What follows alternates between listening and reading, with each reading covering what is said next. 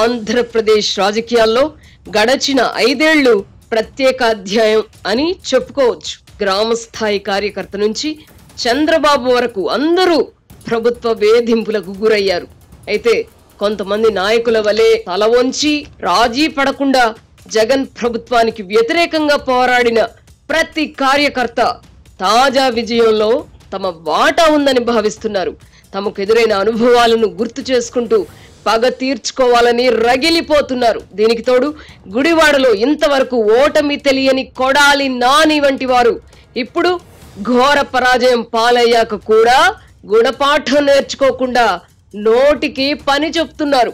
దీంతో తెలుగు తమ్ముళ్ళు చంద్రబాబును టార్గెట్ గా చేసుకుని సోషల్ మీడియాలో విమర్శలు చేస్తున్నారు. లోకేష్ చెబుతూ వచ్చిన రెడ్ బుక్ ను మడిచి పెట్టుకోమని పరుషంగా వ్యాఖ్యలు చేస్తున్నారు. జగన్ రెడ్డి వలె కక్షపూరిత పాలన చేయాలనుకోవడం సమర్థనీయం కాదు. అదే జరిగితే రాష్ట్రం మొత్తం ఫ్యాక్షన్ జోన్ గా మారిపోతుంది. అదే సమయంలో మితిమీరిన ఉదారత్వం కూడా ప్రదర్శించకూడదు. తప్పు చేసిన అధికారులను, నాయకులను చట్ట ప్రకారం శిక్షించడానికి చర్యలు తీసుకోవాల్సిందే. కంటికి కన్ను, పంటికి పన్ను ప్రజాస్వామ్యంలో చెల్లదు. వివేకానంద రెడ్డిని హత్య చేయించిన వారిని ముఖ్యమంత్రిగా జగన్ రక్షించారని ప్రజలు నమ్మారు. అందుకే ఆయన సొంత జిల్లా కడపలో కూడా 3 స్థానాలు వచ్చాయి.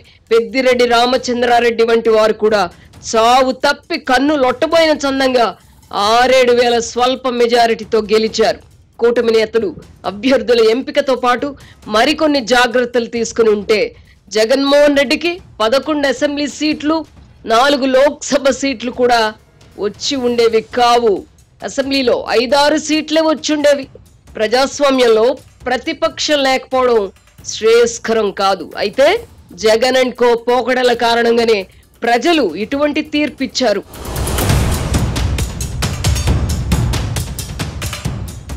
ఎప్పుడైనా ఒకటి కోరుకుంటే 2 లభిస్తే సంతోషమే కదా. మన సిర్లసీమ 2లో కూడా అంతే. డిటిసిపి ప్లాట్ కొంటే ల్యాండ్ అప్రిసియేషన్ అనేది ఒక లాభం, శ్రీగంధం చెట్ల మీద వచ్చే ఆదాయం మరో లాభం. డబుల్ బెనిఫిట్ ఆఫర్ తో సిర్లసీమ 2. ఇంత జరిగిన జగన్ అండ్ కో వైఖరిలో కించిత్ మార్పు కూడా రాకపోవడం ఆశ్చర్యంగా ఉంది. తాడేపల్లి ప్యాలెస్ లో జగన్మోహన్ రెడ్డి వాడుతున్న ఫర్నిచర్ విలువ ఎంతో చెబితే డబ్బులు ముఖాన పడేస్తామని కొడాలి నాని వంటి వారు నోరు పారేసుకోవడం ఏమిటి? ఇవ్వడానికి మీరెవరు? తీసుకోవడానికి చంద్రబాబు ఎవరు? అది ప్రభుత్వ ఆస్తి. గతంలో ఓడిపోయిన మంత్రులు తమ ఇళ్లల్లో ఫర్నిచర్ ను ప్రభుత్వానికి అప్పగించేవారు. ప్రభుత్వ వాహనాలను ఇంట్లో పిల్లలు స్కూల్ కి వెళ్ళడానికి లేదా సొంత అవసరాలకు వాడుకోవడాన్ని నైతికంగా నేరంగా ఒకప్పుడు పరిగణించేవారు. ఇప్పుడు ఇంత సున్నితంగా ఆలోచించేవారు ఎక్కడా? కొడాలి నాని వంటి వారు గతంలో మాజీ స్పీకర్ కోడెల శివప్రసాదరావును ఇదే ఫర్నిచర్ పేరిట వేధించినప్పుడు నోరెందుకు విప్పలేదు? అప్పుడు ఆయన కూడా ఫర్నిచర్ విలువ చెల్లిస్తానని చెప్పినా కూడా వినకుండా వేధించారు. విలువ కట్టడం ఎందుకు? వాడుకున్న ఫర్నిచర్ ను స్వాధీనం చేయవచ్చు కదా. ప్రస్తుతానికి చంద్రబాబు హుందాగానే వ్యవహరిస్తున్నారు. నాడు నిండు సభలో నన్ను అవమానించారు కనుక ఇప్పుడు నేను నిన్ను అవమానిస్తానని చంద్రబాబు భావిస్తే ఆయనకు జగన్మోహన్ రెడ్డికి పెద్ద తేడా ఉంటుంది. శాసన సభ్యుడిగా ప్రమాణ స్వీకారం చేసిన జగన్ సభా కార్యక్రమాల్లో పాల్గొనకుండా పులివెందులు వెళ్లిపోయారు.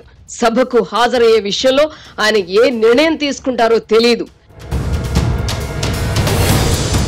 గత శాసనసభలో స్పీకర్ తమ్మినేని సీతారాం కూడా ప్రతిపక్షంపై తరచుగా నోరు పారేసుకున్నారు. ఇప్పుడు స్పీకర్ గా ఎన్నికైన చింతకాయల అయ్యన్న పాత్రుడికి కూడా నోటి దురుసు ఎక్కువే. సభాపతిగా ఆయన ఎలా వ్యవహరిస్తారో చూడాలి. సభను ఆయన అదుపు చేస్తారో ఆయనను సభ అదుపు చేస్తుందో చూడాలి. జగన్ అండ్ కో పోకడలతో పాటు వారి నోళ్లకు అదుపు లేకపోవడం వల్లనే ఈ ఘోర పరాజయం వారికి ఎదురైంది.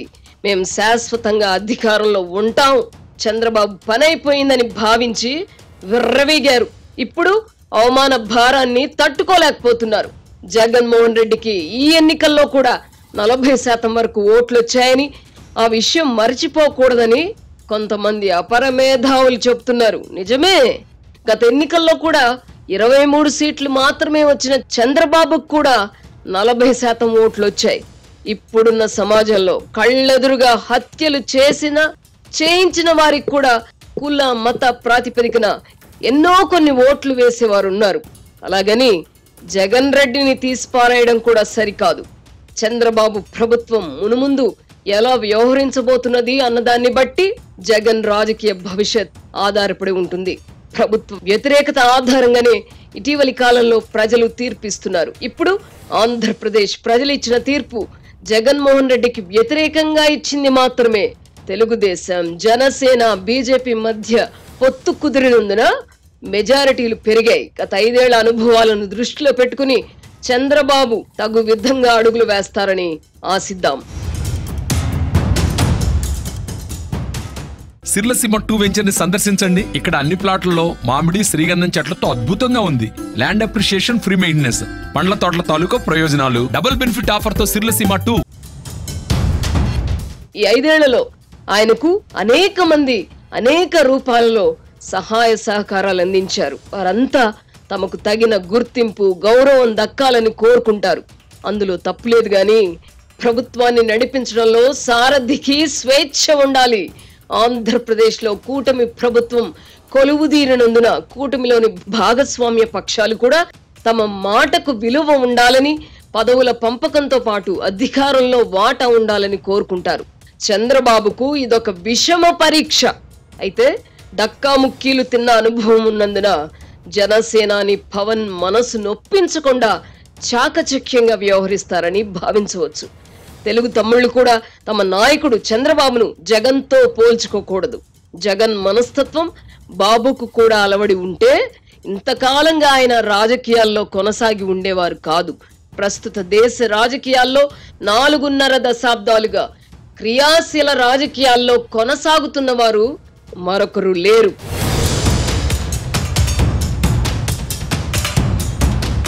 జగన్ అధికారంలోకి వచ్చిన వెంటనే కూల్చివేయబడిన ప్రజావేదికను అలాగే ఉంచాలి. అప్పుడే విధ్వంసకర పాలనను ప్రజలు ఆమోదించరని భావితరాల నాయకులకు హెచ్చరికగా ఉంటుంది. సోషల్ ఇంజనీరింగ్ పేరిట ఎన్నికల్లో కులాల వారీగా సీట్లు కేటాయించిన ఫలితం ఉండదు. గుడ్ గవర్నెన్స్ కు మాత్రమే ప్రజల మద్దతు ఉంటుంది. ఈ ప్రభుత్వం మాది. ఈ ప్రభుత్వంలో మేమంతా హాయిగా జీవిస్తున్నాం. ఏ ఒక్క వర్గానికి అన్యాయం జరగలేదు. ప్రతి వర్గానికి మేలు చేస్తున్నారన్న భావన ప్రజల్లో ఏర్పడాలి. అప్పుడే ప్రభుత్వం పట్ల ప్రజల్లో ఫీల్ గుడ్ భావన ఏర్పడుతుంది. సంక్షేమం పేరిట ప్రజలకు ముష్టి పడేస్తూ ఇష్టారాజ్యంగా వ్యవహరిస్తామంటే కుదరదని జగన్ విషయంలో రుజువైంది. ప్రభుత్వ యంత్రాంగంలో లోపించిన జవాబుదారీతనాన్ని తిరిగి తీసుకురావాలి. రాష్ట్రంలో రూల్ ఆఫ్ లా అమల్లో ఉందన్న భావన ప్రజలలో కల్పించాలి.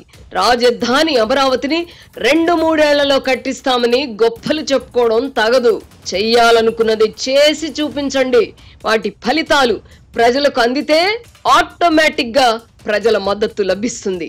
రాష్ట్ర ఖజానాపై ఆర్థిక భారం మోసే పథకాల వల్ల ప్రయోజనం ఉండదు. ప్రభుత్వంపై ప్రజాభిప్రాయాన్ని ఎప్పటికప్పుడు తెలుసుకుంటూ దిద్దుబాటు చర్యలు తీసుకోవాలి.